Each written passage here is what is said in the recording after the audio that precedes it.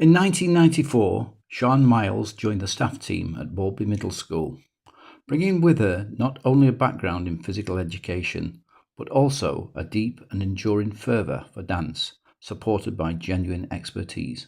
One teacher's desire to share her passion for dance soon became a shared vision within the school. Encouraged and supported by her colleagues, Sian introduced her pupils to the pleasures of movement and rhythm, nurturing their confidence step by step. For one group of pupils, what started with a few tentative movements in the school gym grew into a memorable journey. This culminated in a polished performance on the grand stage of the Sheffield Lyceum Theatre, under the guidance of members of the Royal Ballet and in front of an admiring audience. I grew up between Swansea and Llanelli, so I was about 15 miles from the beach. I was extremely lucky. Friends of ours had transport, and so a lot of our time was spent on the beach. We weren't entertained, we did that ourselves. I learned how to hunt for crabs, bring them home, cook them, pick cockles, absolutely loved the outdoor life. I taught myself to ride. I was extremely lucky. I had access to somebody's horse that was tethered on my uncle's farm, and sometimes even rode it bareback. And if my mother knew half of the things I did, she would be turning in her grave. So I eventually found out that I was good enough to go to PE college, something I never thought I'd be able to do, and I went. I went to Dartford College. It was one of the first colleges in the country. It was originally called Miles and Osterberg's, and it was just outside London. I was there for 3 years and I qualified in 77. After that, because I loved dance, always danced, hardly anybody went for ballet lessons when they were young, but I did. I found out about a place called the Larbin Centre. Now, the Larbin Centre is a huge concern now, but when I went, it was attached to Goldsmiths College, New Cross, just outside London again. We danced, we did 3 hours a day of technique, but then on top of that, we'd do history of dance, we'd do movement analysis and modern educational. So dance has always been in the foreground of everything I've done. Really, some people might say that going to Osborne Avenue for me was a bit of a fluke, but it was the best thing that ever happened to me. So what happened was a friend of mine was working there on supply, and she phoned me up and said that they're looking for a part-time teacher, and I believe that they'd advertised but were unsuccessful. So obviously I'd missed the advertisement. I phoned them up and it was after school hours. School had just finished. So I phoned them up and they said, well, would you like to come in for a talk? And I said, well, I've got my son, he's 5. Oh, that's okay, you can bring him with you. So I took him and he sat with, I believe, Jan Townend, the deputy head at the time, and I went in for an informal chat. I think there was somebody from the Board of Governors there as well. And they said, well, would you like the job? I was happy with 1 day a week. That was super for me. And I said, well, I haven't filled out the application. Oh, you can do that now. So after I was told I'd got the job, I then sat in the office, filled out the application, and that's how I started to work at Oswin Avenue. When I went to work at Oswin Avenue, I wasn't really experienced in teaching dance, although I'd got the qualifications. I went in as a part-time teacher, and through Mr. Woods giving me permission to start dance classes, I introduced dance to the school. It was a new experience for me and a new experience for the school, and I will always be grateful to the staff there and to Mr. Woods for allowing me to develop my own skills. My primary role was to teach gymnastics. An awful lot of junior school teachers don't like teaching gymnastics. They really are terrified of it, and games in general. And even now, today, you'll very often find that they've employed outside agencies to teach PE, whereas I loved it. It was inbred in me when I was at college. I was really whitewashed into that's the only thing to do with my profession. So I went in primarily to teach 1 day a week. The second day a week was to do it was to do in the classroom because they had somebody off long-term sick. I also taught games. I remember teaching netball because they'd introduced the new national curriculum for PE, and I can remember reading what I had to do and developing my netball teaching skills for that. And I also remember going onto the field teaching hurdles and rounders. So through my time there, after developing, because I also had to more or less write the lesson plans and develop the skills throughout the school. When I first went there, I believe I taught over 4 years. And after a while, I wanted to introduce dance. I'd got the qualifications, but I hadn't got the experience. Well, when Sian came to me with this wonderful idea about dance, I was in full support because I always encouraged that. So along with Keith Woods, we were very happy for her to go ahead with it. Each dance is quite difficult. Well, I tried very hard to find ways to develop the boys and to interest them, and so the topics I picked, I hoped, like for example lifting and lowering, the boys would enjoy that because it would include a bit of muscle.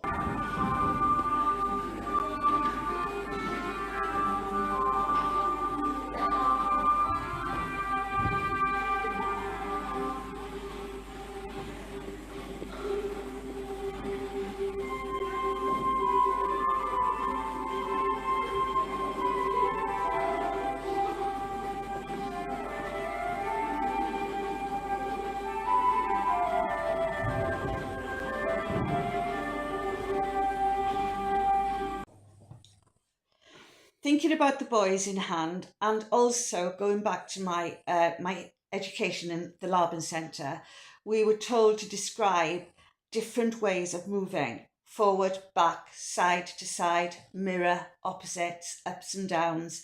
So there's a variety of ways of doing it. So I picked this piece of music, again, with the boys in mind, so that they thought that they were marching, and so that they could experience that they could come forwards, backwards, together to a partner. And eventually, over the weeks, they would work in twos, work in fours, which is something that I think the videos that you've got show.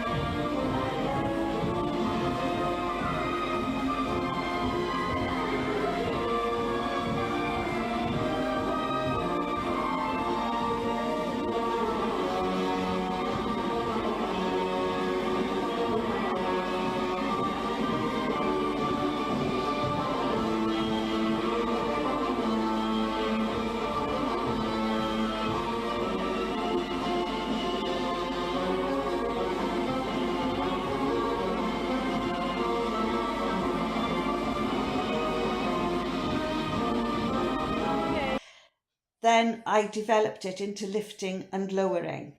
Again, with the boys in mind, always with the boys in mind, thinking that they might like to find a way of lifting and lowering, but then developing how to get into those moves, not walking.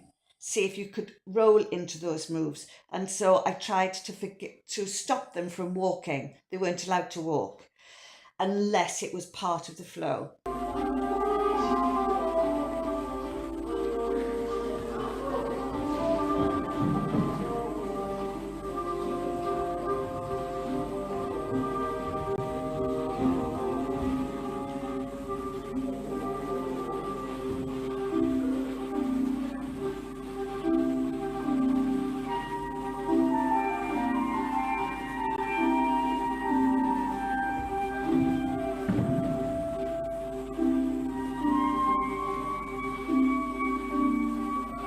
So when I could see initially the children were taking this quite enthusiastically.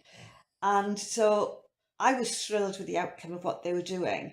And when I suggested that they performed on stage, they were all up for it. They really loved showing off on stage. They loved it.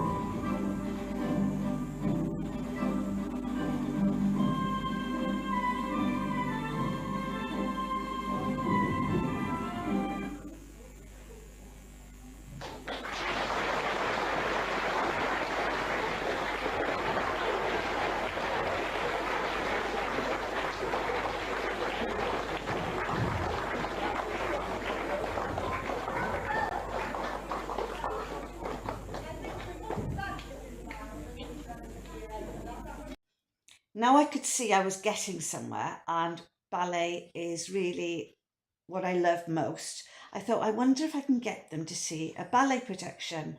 Again, Mr. Woods gave me permission to see if I could organise a trip to the ballet. So my first port of call was to phone up the Lyceum to see if there was a ballet, because I do know that they encourage children to go and sit in the afternoon performance. And when I phoned up, they said, "Oh, are you phoning up about the workshop?" So I asked them what they meant, and they said, "Well, we've got a workshop coming up. We've got one space for one more school. Are you phoning up about that?" So I asked them to elaborate, and I said, "Yes, I'll do it. I'll just check with the head, but I'll do it." So checked with Keith Woods, again, full of support. It meant engaging the whole of the staff, because obviously children were going to come out of class. It worked. It was working during the Sheffield half term, but Doncaster was a different half term. So we had to go on the bus. I believed it was a week before Doncaster half term. I had to organise slips, permission slips, and it was a horrific job to narrow down from the whole of the school. I believe about 24 places. I was governed by how many children I could take through Sheffield by myself. I was governed by the rules.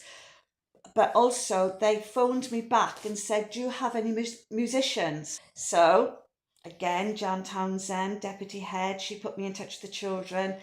And so in the videos that you do see, a few of my children are there as musicians. So I attended Balby Middle School, and when I was about 9 years old, I was approached by Mrs. Townsend, the deputy head, because I previously did a bit of a performance at a Christmas concert. From a young age, I played an Indian drum called the Dholak. So yeah, Mrs. Townsend approached me and asked me if I'd like to be a part of the Royal Ballet. So yeah, it was a great experience. And also, I've got to thank the assistant who came with me, because I could not take that many children without the adequate quota of teachers and staff and children. So she was a teaching assistant, and again, she was ballet trained. She actually worked part-time as a ballet teacher. I wish I knew her name. I don't know her name. And without her support, because she came, the hours were long. We were at school about 7 o'clock in the morning, so we could get on the 7:30 bus to Sheffield. And those children did it for a whole week. Amazing. Choosing the children was extremely difficult. I'd already established a gym club within the school. I stayed on after school and did gym club. So it was really important for me to incorporate those children. So in year 6, which was my second and final year at Balby Middle School, students in both year groups were invited into a selection process to work in a project called Dance Bites with the Royal Ballet School, which was a week-long, if I remember rightly, a week-long project where we were invited to go to Sheffield to learn some choreography with the Royal Ballet and then perform on stage later that week. When we got to Sheffield, and I'd like to say no one refused their place. Those that were picked, they came. They didn't say they didn't want to do it. So when we got to Sheffield, I can't remember where the first venue was, but throughout that week, we had to sometimes walk through the centre of town into another venue because it wasn't all kept in one place. 1 or 2 times we were in the Lyceum. They've got a workshop upstairs. I know we went to a hotel. We went to a ballroom in a hotel, I can remember there. And I can't remember all the other places, but it wasn't just in one place. Leading to the actual main performance, there were different workshops. So we sort of practiced and they put everything together. So there were different schools and things as well there. So they split us up in 3 or 4 groups. One group would be singing one thing, the other one would be singing another, and then we would be playing the instruments, and then they'd just put them all together, and there were loads of different teachers and things who were involved. As soon as we start moving.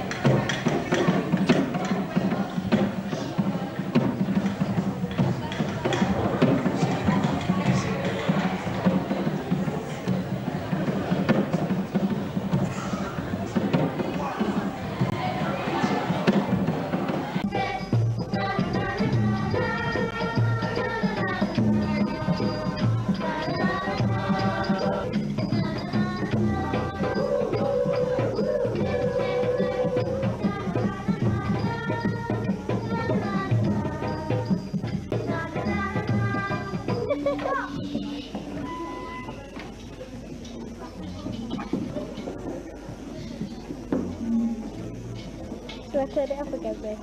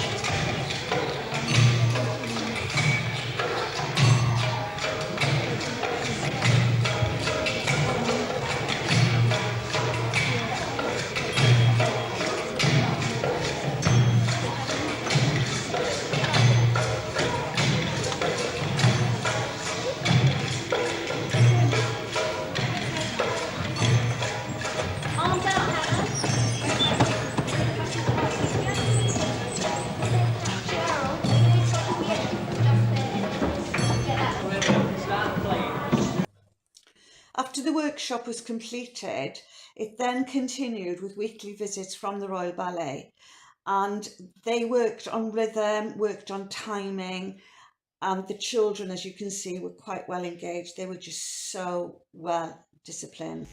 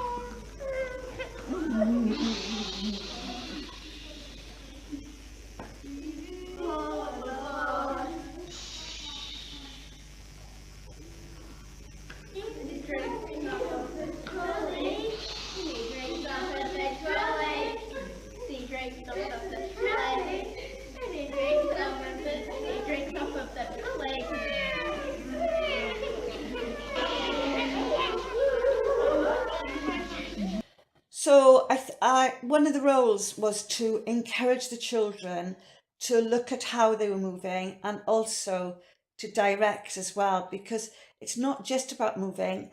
Discipline is so, so important. They have to learn to listen and analyse movements, timing, everything is involved. And those children did it superbly. The teachers came from the ballet school once a week and we practiced various techniques in the hall. It was all new to me as well. And they had to analyse their movements, listen to the teachers concerned. I must point out that these children were missing lessons from their timetable. So without the cooperation of the rest of the staff in the school, this could not have been done. This was a huge joint effort. Eventually, all the work led to us going back to the Lyceum. And I can remember this one occasion, bearing in mind Mick had said, "Don't you dare lose those football shirts, Sian. They come back." So all the football shirts were hung up on a rail with some bottoms, some yellow bottoms. For the children who were really tiny, the Royal Ballet supplied all-in-one red leotards. We went back after a session to find one of Mick's famous football shirts missing. We could not find this costume at all because all the costumes had names on them. We hunted high and low. All the teachers had to ask, and it turned up draped across a chair in the middle of the stage on the Lyceum. It worked out something that I'd never thought about. The lighting engineers had taken this costume and had draped it across the chair so that they could sort out the lighting. Once again, another aspect of this performance that was new to me. During the choreography, a lot of the tutors had to go away for 10-minute or half an hour breaks to meet with the lead choreographer to discuss how it was going on. Our tutor, she was an ex-corps de ballet from the touring Royal Ballet, and I think she was based in Birmingham. She went away, and she said before she went away, "We've got to work out how to get from A to B." So in some ways, I did have a little bit of an input, and the children as well, because I would discuss with the children. She came back and she said, "Right, we've got to start on this bit. We've got to get from A to B and we've got to end up at C." And I said, "I think I've done it." And she said, "What do you mean?" I said, "Well, I've put something in, but I don't know whether it's any good." So she said, "Well, let's have a look." So my little piece was where I had all the children staggered in heights, the lowest being cut down on the floor, and then they went up in height. And other children, the rest of the group then, walked up them on their backs. Obviously, they had to think about where they were walking for safety purposes, and they were held by two other children. So they were led up the backs. When they got to the tallest, they had to jump off, and that was kept in. On the 22nd of March 1996, around 100 pupils from several schools across the area took to the stage of Sheffield's Lyceum Theatre to perform before a large and appreciative audience. So I can remember playing the toilet on the side of the stage. So there was like these boxes in the Lyceum where I played the drums. I can still remember looking sort of into the crowd and seeing the teachers there, Mrs. Townend and a few others came to watch us perform. It was just a buzz, to be honest with you, because we were so young. Seeing all these people coming to watch us all, and the dance performance and things going on, and it was just a great feeling, to be fair, to be a part of. I loved this project because it gave me the opportunity to spend a lot of time with people who were also interested in performing, being on stage and dancing, playing music. And I think it did help that I danced a lot previously. I felt pretty confident on stage. I felt confident to perform and learn choreography. And I think I knew what to expect when on stage as well. So it was a good week performing with friends. So I really enjoyed it, being on stage. And I remember how big it seemed in comparison to other stages that I'd been on before. We performed to an audience. It was a matinee performance where a lot of people's families had come to watch. I went along to the performance at the Lyceum along with a couple of other teachers, and I was so proud of the children and very, very proud of Sian. It was just amazing. I had taken these 24 children. We walked through Sheffield every day, 2 by 2. And numerous people came up to me and said how well behaved those children were. So if they hadn't been disciplined, and that goes right through the school, led by the head, deputy head, then I couldn't have done it. And I've got say, once again, it was with my assistant as well. Those children were spot on in everything. They listened to everything. It was a big thing. I think there were about 5 schools, so there were over 100 children easily involved. And to get those children to listen. So the performance was done and the children were full of themselves. They absolutely loved it. I can't decide who was on a high more, me or them. Came home and that was the end of it, really. Doing what I achieved with those children, bearing in mind it was all the staff and this assistant who came with me, it's up there with the birth of my children and my marriage. It really is. And I could cry now because I'm so proud of them all. As early as the 1930s, when Nellie Stagles first opened her dance studio, the school had been a seedbed for creativity. Dedicated teachers like Harry Taylor, Joan Watson and Mary Firth encouraged generations of pupils to explore music, dance and theatre. Sian's idea to introduce dance to the pupils fell on fertile soil. The Nellie Stagles School of Dance continues to enrich Doncaster's cultural life, nurturing the city's future performers. One of the pupils who took part in the Lyceum Theatre performance in March 1996 was Janine McMillan, who today continues that creative legacy by developing new talent. So after school, I went straight to college to study dance and then went on to study further at university. From there, I went on to become a programme leader for 10 years for a dance course.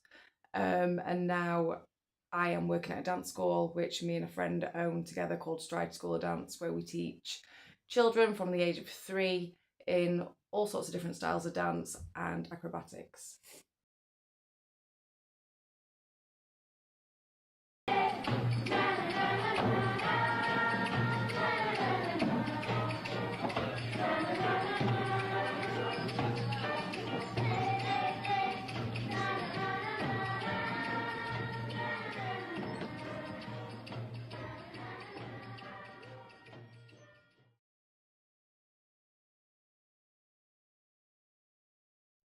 If you would like to know more about the Ossie Through the Ages project, then please email me at tonyarmstrong1959@outlook.com.